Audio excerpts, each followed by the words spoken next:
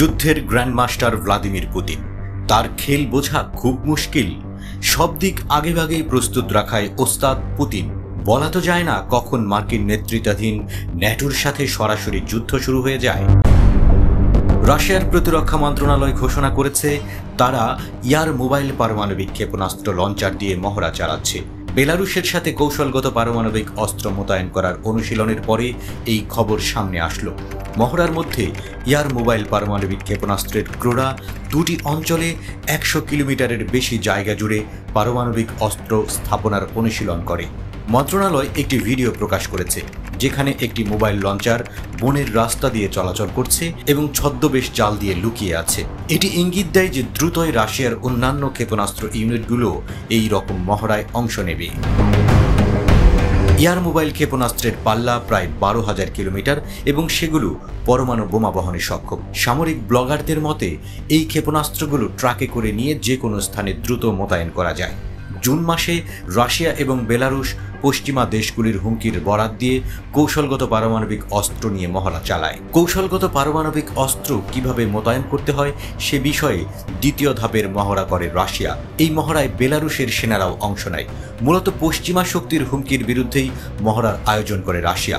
রাশিয়ার দাবি, ইউক্রেনকে বিলিয়ন বিলিয়ন ডলারের অস্ত্র সরবরাহের মাধ্যমে যুক্তরাষ্ট্র ও ইউরোপীয় মিত্ররা বিশ্বকে পারমাণবিক যুদ্ধের দ্বার প্রান্তে নিয়ে যাচ্ছে, কারণ তাদের সরবরাহ করা অস্ত্র রাশিয়ার ভূখণ্ডে ব্যবহৃত হচ্ছে।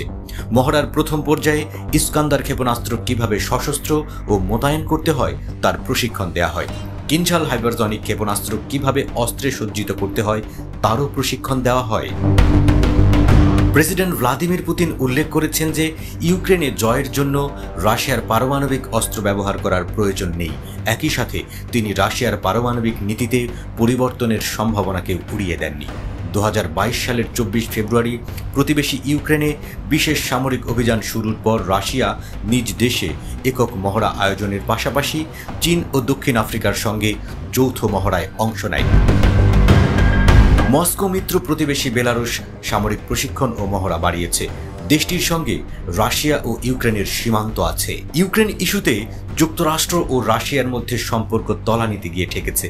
গত মাসে মস্কোর দাবি করা অঞ্চল থেকে ইউক্রেনকে সরে যেতে হবে বলে রুশ প্রেসিডেন্ট ভ্লাদিমির পুতিন যে আহ্বান জানিয়েছেন, যুক্তরাষ্ট্র ও ন্যাটো তা প্রত্যাখ্যান করেছে। রাশিয়ার প্রেসিডেন্ট ভ্লাদিমির পুতিন ইউক্রেনে যুদ্ধবিরতির সংলাপ শুরুর জন্য নতুন দুটি শর্ত দিয়েছেন। প্রথম শর্ত, রাশিয়া ইউক্রেনের যে 4 প্রদেশ নিজের সীমানাভুক্ত করেছে, কিয়েভকে সেই প্রদেশগুলো থেকে নিজেদের সেনা সরিয়ে নিতে হবে। দ্বিতীয় শর্ত, ন্যাটোর সদস্য পদের জন্য আর তদবির করবে না কিয়েভ। অবশ্যই এই ঘোষণা দিতে হবে।